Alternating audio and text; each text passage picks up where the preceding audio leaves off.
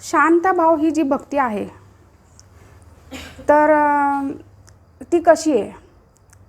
एखादा राजा आहे बरं का, एखादा राजा आहे आणि तो प्रिय आहे प्रजेला, पण ती प्रजा त्या राजाजवळ जाऊ शकत नाही, त्या राजाचे चरण चेपू शकत नाही, त्या राजासाठी भोजनाची तयारी करू शकत नाही, चामरने हवा घालू शकत नाही, कुठलीही सेवा करू शकत नाही. फक्त एवढंच करू शकते, राजाला लांबून पाहू शकते, बाकी काही करू शकत नाही. पण तो राजा अतिशय प्रिय आहे, फक्त दुरून दर्शन घेऊ शकतो, त्याला शांत भाव म्हणतात. मग असे जे भक्त असतात ना, ते फक्त ध्यानस्थ असतात, ध्यान करतात. आणि ते ध्यान कोणाचं करतात की जे निर्गुण असेल, म्हणजे कृष्णचे पण ते निर्गुण, निराकार, लक्ष्मीनारायण किंवा विष्णू भगवंत यांचे ध्यान करतात. आता हे जे विष्णू भगवंत आहे किंवा लक्ष्मीनारायण आहे, यांनी कुठली लीला केल्या नाही आहेत, कारण ज्या लीला केल्या, जेवढे अवतार धारण केले ते कृष्ण भगवंतांनी केले. त्यामुळं लीला, त्यांच्या लीला डोळ्यासमोर आणणं किंवा त्या लीलामध्ये रममाण होणं हे शांत भावाचे भक्त करत नाही. ते फक्त एकच करतात की त्यांना पाहतात बस, जसं की एखादी प्रजा त्या राजाला पाहते. किंवा अजून एक भौतिक उदाहरण द्यायचं म्हणजे ना, काही मुलांना ॲक्टर आवडतात, प्रचंड प्रिय, DP पण लावतात, पण ते काय तिथे जाऊन सेवा करू शकत नाही, फक्त लांबून पाहू शकता. हा ॲक्टर आला बरं का, आपण येणार आहे, चला न्यूजमध्ये कळलं की इथं येणार आहे, लगेच तिथं जाऊन गर्दी करेल, फक्त बघू शकेल आणि येऊ शकेल, बस. ह्याच्या पलीकडे करणार आहे का काही? का ते सेवेची संधी देणार आहे का की चल तू आता तू एवढा माझा फॅन आहेस, चल मग तू माझ्याबरोबर तू गाडी चालव, किंवा चल तू भोजन आणून दे, काहीतरी सेवा देणार आहे का? काहीच नाही, फक्त लांबून पाहण्याचा आनंद. तर ते शांत भावचे भक्त करतात, फक्त ध्यानस्थ असतात आणि भगवंतांना पाहतात. तर ते लक्ष्मीनारायणची उपासना करतात किंवा विष्णू भगवंतांची उपासना करतात. शांत भावाची उपासना म्हणतात, शांत भाव उपासना म्हणतात त्याला. तर ते लक्ष्मीनारायण कसे असतात माहिती का? ऑफिसमध्ये एखादा मनुष्य असल्या बघा की परिवार आल्यानंतर लगेच ते परिवारमध्ये सामील होऊ शकत नाही. परिवारातले त्यांच्याच घरचे ऑफिसमध्ये गेले भेटायला तर ते लगेच सामील होऊ शकेल का? आपल्या लहान मुलाला लगेच खांद्यावर घेऊ शकेल का? कडेवर घेऊ शकेल का? ते ऑफिसमध्ये आहे तसेच वागणूक देणार. तसे ते भगवंत आहेत, लक्ष्मीनारायण, विष्णू भगवंत, की ते ऑफिसमध्ये असल्यासारखेच उभा राहणार चतुर्भुज रूपात, आणि त्यांनी फक्त लांबून पाहायचं. याला शांत भाव भक्ती म्हणतात. परंतु काही रसिक संत जे आहेत ना, रसिक संत, त्यांना याच्यामध्ये मजा नाहीत, की नुसतं पाहत काय बसायचं, मजा नाहीत त्यांना त्या शांत भावमध्ये रस नसतो. तर नुसते काय दर्शन करायचे, त्यांना सेवा पण मिळाली पाहिजे ना. नुसतं दर्शन घेऊन काय, आपण म्हणतो ना काय ॲक्टर आला, नुसतं बघून काय करायचं, भेटता येणार नाही, बोलता येणार नाही का, त्याच्याशी बोलता येणार नाही तर जाऊन काय करणार, असे काही लोक असतात बघा. तसं असे रसिक संत असतात ना, ते विचार करतात काय नुसतं बघायचं, काहीतरी सेवेचा लाभ पण मिळाला पाहिजे ना भगवंतांच्या. तर ते जे भक्त असतात ना, म्हणजे त्यांना असे अजून ममत्व पाहिजे, नुसतं बघण्यात आनंद नाही, अजून थोडंसं पुढे जायला मिळालं ना सेवा करायला तर अजून मजा येईल, हे की नाही. तर असे जे भक्त असतात ना, त्याला दास्य भाव म्हणतात. शांत भाव समजला सगळ्यांना? दुरून दर्शन, कुठलाही सेवेचा लाभ प्राप्त होणार नाही, फक्त दर्शनाचा लाभ मिळेल, त्याला शांत भाव म्हणतात. पण थोडीशी ममत्व अजून वाढवायचं असेल, थोडंसं अजून सानिध्य प्राप्त करायचं असेल ना भगवंतांचं, तर दास्य भाव, म्हणजे एक लेवल अजून पुढं आलो आपण, दास्य भाव. तर शांत भावच्या पुढे दास्य भाव.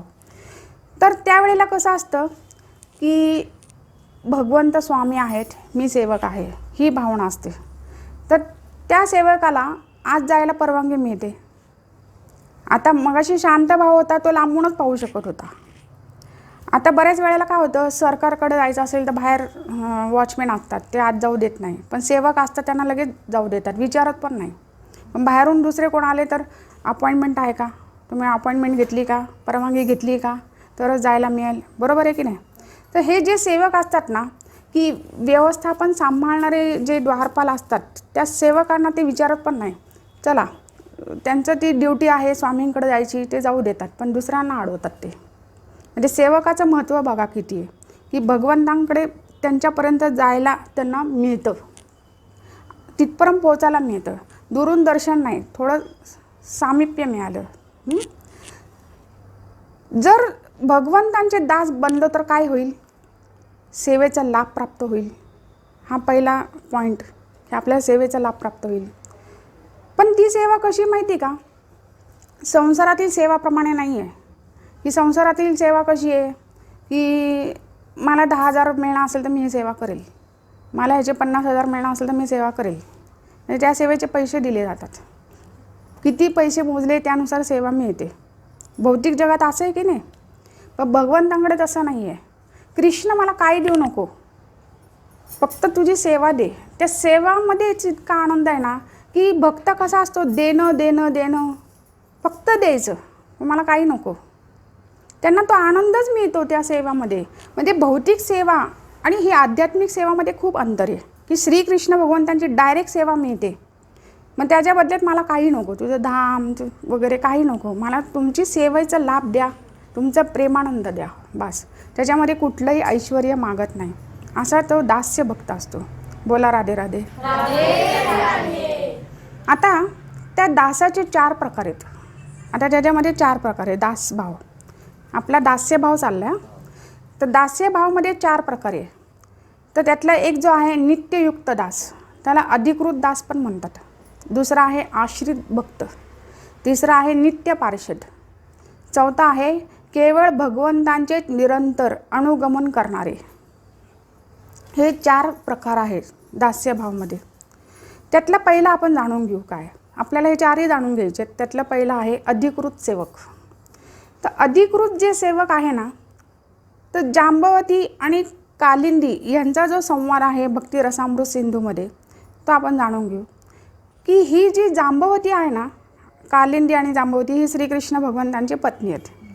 तर जांबवतीने काय केलं, जो काही समोर दृश्य तिला पाहायला मिळाला त्याविषयी ती कालिंदीशी बोलते. ती जे पाहते ते, तर ती पाहत होती श्रीकृष्ण भगवंत समोर उभे आहेत, आणि श्रीकृष्ण भगवंत समोर उभे आहेत तेव्हा त्यांना प्रदक्षिणा घालवतं कोणतरी. तर ती म्हणते की कालिंदी, ते श्रीकृष्ण भगवंतांना प्रदक्षिणा कोण घालतं गं? तेव्हा ती म्हणाली की हां, ती अंबिका आहे, म्हणजे ती पार्वती आहे, आणि ती श्रीकृष्ण भगवंतांना प्रदक्षिणा घालते. हे कोण सांगते? कालिंदी सांगते जांबवतीला. आणि ही जी आहे ना, हिच्या हातात अखिल ब्रह्मांडाची व्यवस्था असते, पार्वती मातेच्या. अखिल ब्रह्मांडाची व्यवस्था कोण सांभाळतं? पार्वती माता. आणि हे कोण सांगतं? कालिंदी जांबवतीला सांगते. पुढे जांबवती म्हणाली, पण ते त्यांच्या बाजूला जे थरथर कापतात ना, ते कोण आहेत? कालिंदी म्हणाली, ते शिवजी आहेत. त्यानंतर मग ती म्हणाली, अच्छा, मग ते प्रार्थना करतायत त्यांच्यासमोर, ते कोण आहेत? मग कालिंदी म्हणाली की ते प्रार्थना करतायत ना हात जोडून, ते ब्रह्माजी आहेत. मग त्यानंतर जांबवती म्हणाली, ते भूमीवर असे पडलेत आणि दंडवत प्रणाम करतायत श्रीकृष्ण भगवंतांना, ते कोण आहेत? मग तेव्हा कालिंदी म्हणाली, ते जे दंडवत प्रणाम करतायत ना, ते देवराज इंद्र आहेत. हे सगळं घडतंय ना त्यांच्यासमोर. आणि जांबवतीला जे प्रश्न पडले ते कालिंदी उत्तर देते.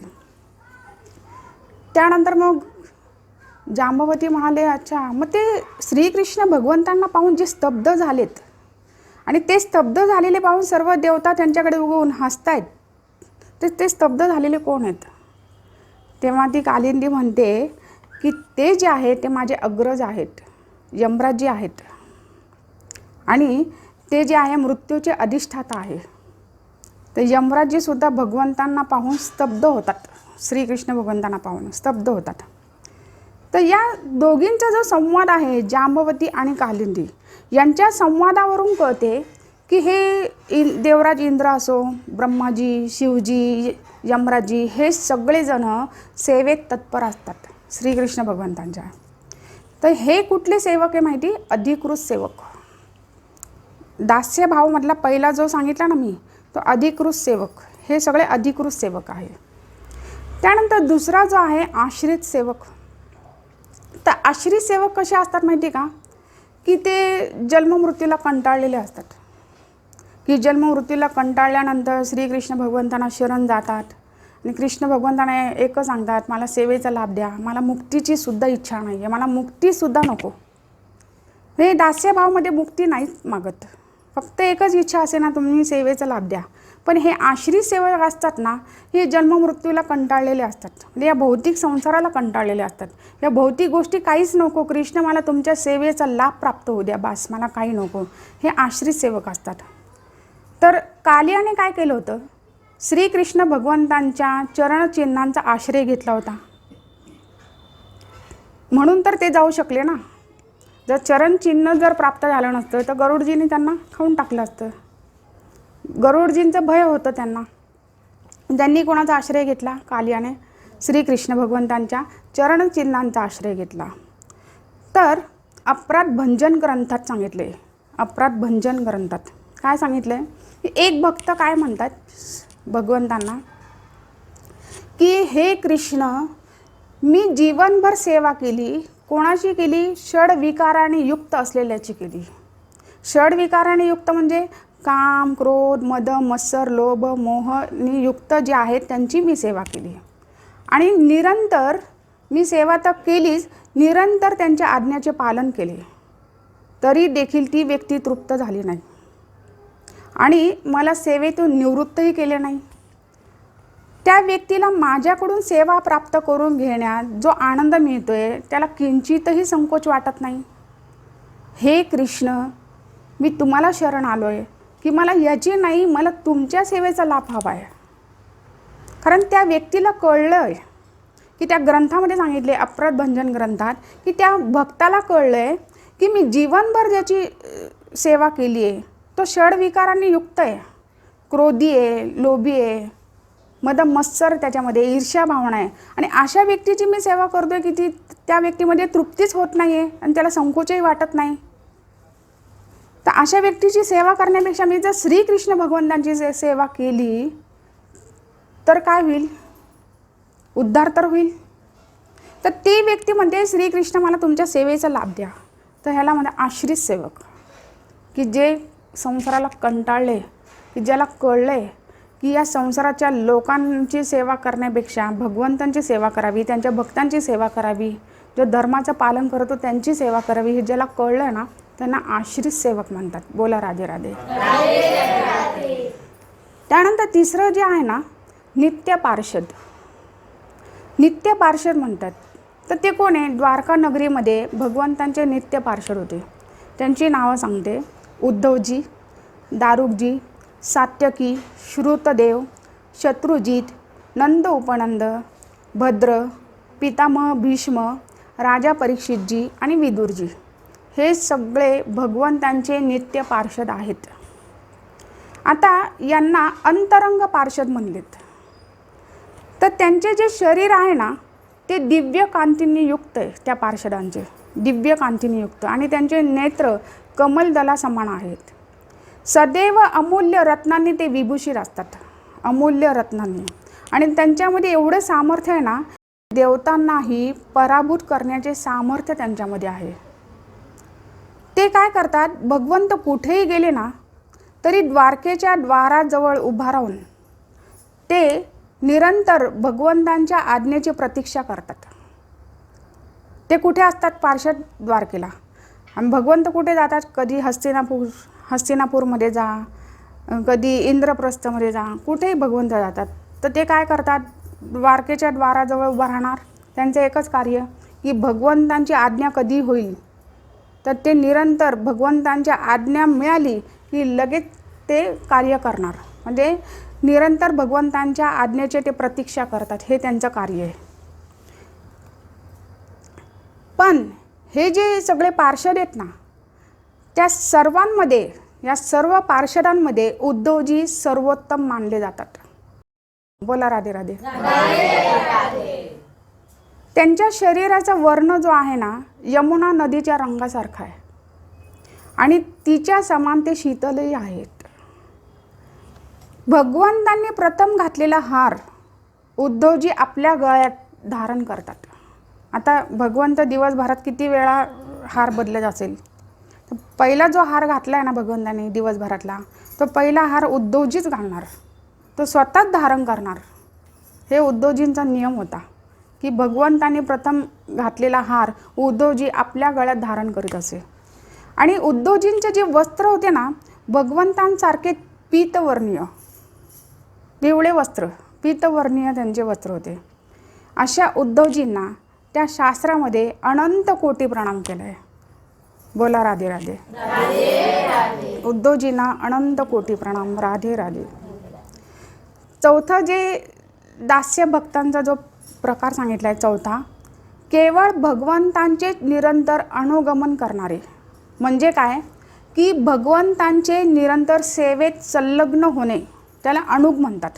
म्हणजे भगवंतांचे निजी सेवक, निजी सेवक जवळच एकदम. म्हणजे आता हे सगळे जवळचेच होते, पण प्रत्यक्ष जवळ उभं राहून सेवा करावं लागणारे असे निजी सेवक. तर ते कोण आहेत, तर भक्त मंडन हे भगवंतांच्या मस्तकावर सदैव छत्र धरत होते. त्यांचं कार्य तेच होतं, त्यांची तीच सेवा होती की भगवंत जिथं असे ना त्यांच्या मस्तकावर छत्र धरून उभा राहणार. मग भगवंत द्वारके सभेमध्ये असेल तरी छत्र धरून उभा राहणार. ही त्यांची सेवा. म्हणजे निजी सेवक. निजी सेवक म्हणजे इतक्या जवळ उभं राहायची संधी त्यांना. म्हणून त्यांना म्हणले की भगवंतांचे निरंतर अनुगमन करणारे निजी सेवक. त्यानंतर सुचंद्र भगवंतांना चावरीने वारा घालत होते, मग त्यांना ती सेवा मिळाली. किती जवळ उभं राहायला मिळेल, निजी सेवक. त्यानंतर सुतंब भगवंतांना तांबूल अर्पण करणे हे त्यांची सेवा होती, ती त्यांची सेवा. वृंदावनातसुद्धा असे भक्त होते निजी सेवक. यशोदा मैया म्हणाली, एकदा काय आलं, यशोदा मैयाने पाहिले लांबून काणा येतोय छोटासा. ते श्रीकृष्ण भगवंत छोटंसं बालक, ते काणा असंख्य वासरांना घेऊन येतात.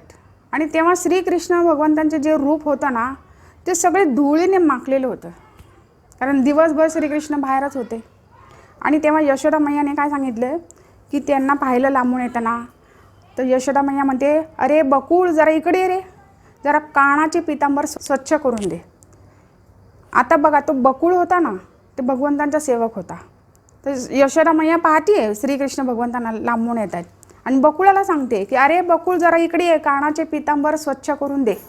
म्हणजे भगवंतांचे वस्त्र काढून देणे, भगवंतांचे वस्त्र स्वच्छ करून देणे हे बकुळाची सेवा होती. त्यानंतर यशोदा मैया म्हणते की अरे वारीक, तू कानाच्या स्नान जलात अगुरूचा सुगंध घाल. आता स्नानाची तयारी करणे, स्नानाचं भगवंतांचं स्नान जल होतं, त्याच्यात अगुरू सुगंध घालणे हे वारीकचं होतं काम. त्यानंतर यशोदा मैया रसालला सांगते, अरे रसाल, तू तांबूल अर्पण कर कृष्णाला. म्हणजे ते कार्य त्यांचं होतं. आता वृंदावनातील जेवढे सेवक होते ना, त्यांच्यामध्ये रक्तक नावाचे जे भक्त होते ते सर्वोत्तम मानले जातात. त्यांचं वस्त्र कसे होते, पितांबर धारण करत होते आणि ते गाण्यामध्ये अतिशय निपुण.